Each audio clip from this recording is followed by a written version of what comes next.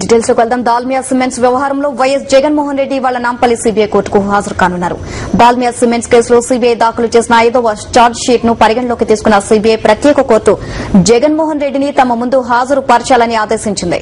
దీంతో Chanchalguda jail, Nampally court వద్ద పటిష్ట భద్రతా ఏర్పాట్లు చేస్తున్నారు. బారికేడ్లు, ప్రత్యేక పోలీసులను మోహరిస్తున్నారు.